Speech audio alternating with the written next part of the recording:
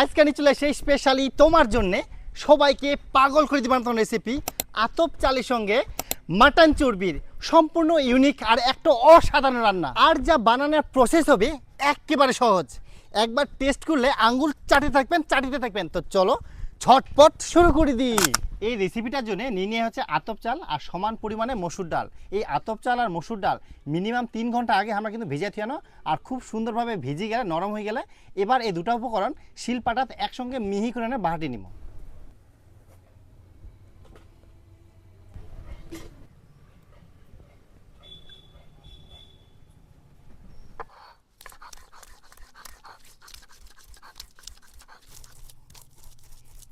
আশা করি তোমরা এইভাবে একবারও রেসিপি ট্রাই করেননি, একবার হলো ট্রাই করবেন, দেখবেন জিবাটার টেস্টও কিন্তু লাগিয়ে থেকে পড়ো। আর এই যে মসুর ডাল আর আতপ চাল একসঙ্গে বাহাটি, এটার কারণ হচ্ছে দুটাই যেন মিক্সচারটা ভালো করে হয়।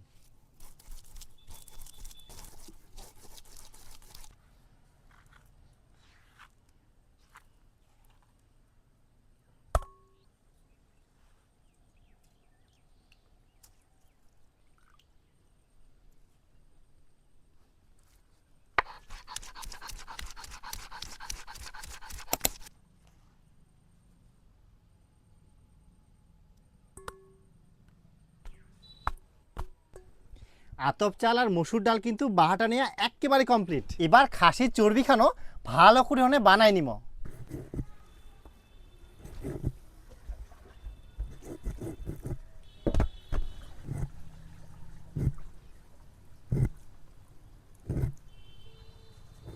আর খাসির চর্বিগুলা কিন্তু ঠিক এরকম সাইজের কাটে নিব।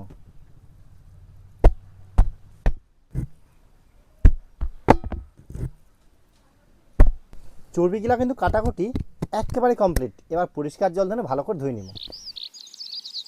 এবার এই মসুর ডাল আর আতপ চাল বাটাখানত কিছু মশলাপাতি যোগ করব। নুন, হলুদ গুঁড়া, লঙ্কার গুঁড়া, জিরার গুঁড়া। এবার সবগুলো একসঙ্গে ভালো করে মাখিয়ে নিব।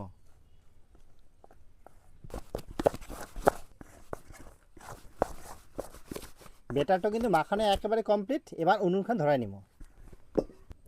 প্রথমে এবার আতপ চালের বড়িগুলা ভালো করে ভাজে নিব। কড়াই গরম হয়ে গেলে দিয়ে দিব হচ্ছে সরিষার তেল।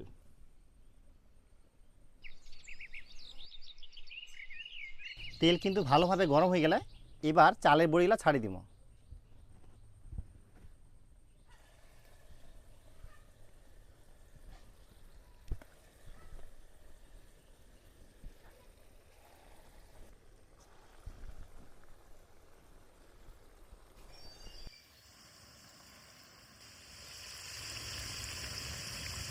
এবার বড়িগুলা এক এক করে উল্টাই পাল্টাই ভালো করে ভাজি নিব।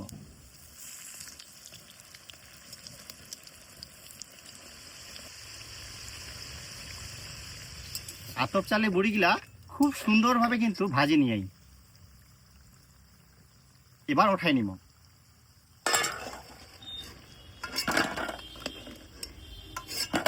একইভাবে পরের বড়িগুলাও কিন্তু ভালো করে ভাজি নিব।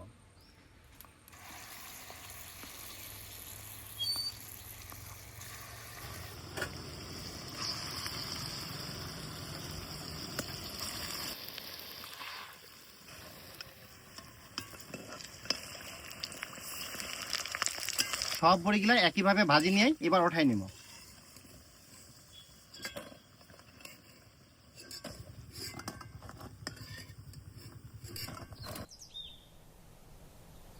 এবার ওই তেলের মধ্যে দিয়ে দিব হচ্ছে পেঁয়াজ কুচি। পেঁয়াজগুলা বেশ 1 মিনিটের মতো নাড়িয়ে নিব। পেঁয়াজগুলা 1-1.5 মিনিট নাড়িয়ে নিয়ে এই সময় দিয়ে দিব হচ্ছে টমেটোর পেস্ট।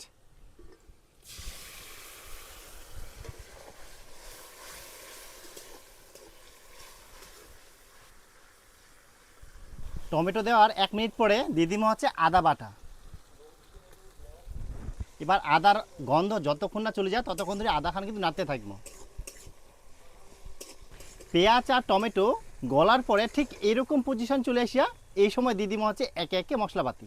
জিরার গুঁড়া, লঙ্কার গুঁড়া, হলুদ গুঁড়া, সামান্য নুন, আর মশলাগুলা কষার জন্য দিয়ে দিব সামান্য পরিমাণে জল।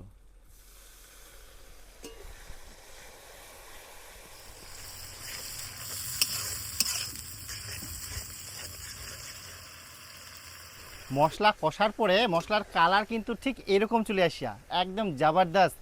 এবার এই সময় দিয়ে দিব হচ্ছে মাটন চর্বি। এবার চর্বি দেওয়ার পর চর্বিগুলাকে কিন্তু বেশ খানিকক্ষণ ধরে কষিয়ে নিব। এই সময় দিয়ে দিব হচ্ছে স্বাদ মতো নুন।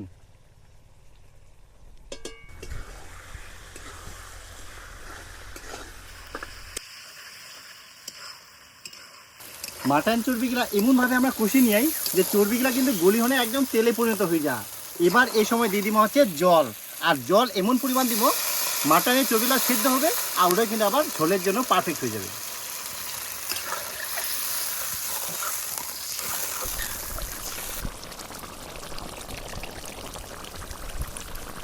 ঝোল একেবারে টকবক টকবক করে ফুটে গেলে এই সময় দিয়ে দিব হচ্ছে আতপ চালের বড়ি।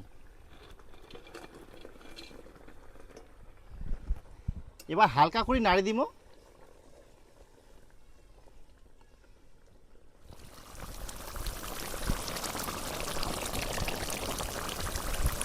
দেখিয়ান আতপ চালের বড়িগুলা কিন্তু দেখিওনে একেবারে কেউ বুঝাই পাব না যে আতপ চালের বড়ি। দেখিওনে মনে হচ্ছে মাটনের পিচ আর ইতনা হচ্ছে মাটন চর্বি, একদম জমি ক্ষীর হয়ে গেলে। মাটন চর্বি আর আতপ চালের বড়ির এই ইউনিক ধরনের রেসিপিটা কিন্তু হওয়ার দিকে এই সময় দিয়ে দিব হচ্ছে গরম মশলা বাটা। আর কিছুক্ষণ নাড়ি চাড়ি হলে নামাই নিব।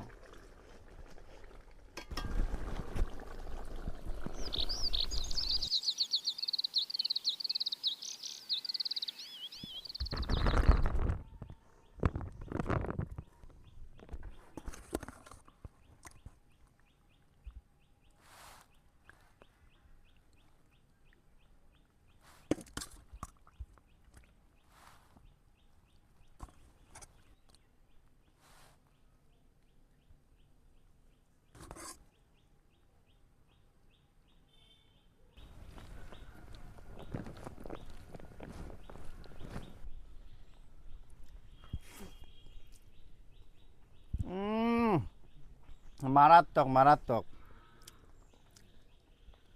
দেখেন আতপ চালের বড়িগুলা একদম মাটনের মতন লাগে। এত সিদ্ধ হয় না, দেখিয়ান ভিতরে একদম এত সুন্দর রস ঢুকিয়া আর খাইতে যা লাগে ওরে সর্বনাশ। এই যে মাটনের চর্বিটার সঙ্গে মানে রান্না করা গেলে একদম অবিকল মনে হচ্ছে যে মাটনের পিস খাও, একদম অসাধারণ লাগে, একদম অসাধারণ।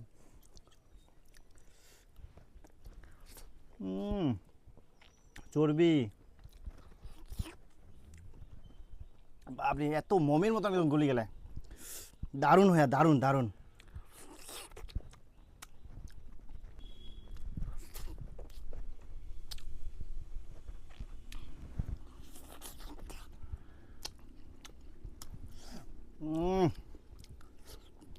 তো বন্ধুগুলা একবার হইল এই মাটন চর্বি দিহনে আতপ চালের বড়ির এই ইউনিক ধরনের রেসিপিটা ট্রাই করবেন। কথা দিন সারা জীবন টেস্ট মুখত লাগি থাকিব করো।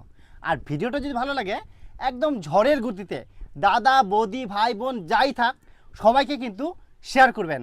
আর ভালো লাগলে অবশ্যই অবশ্যই চ্যানেলটা সাবস্ক্রাইব করবেন।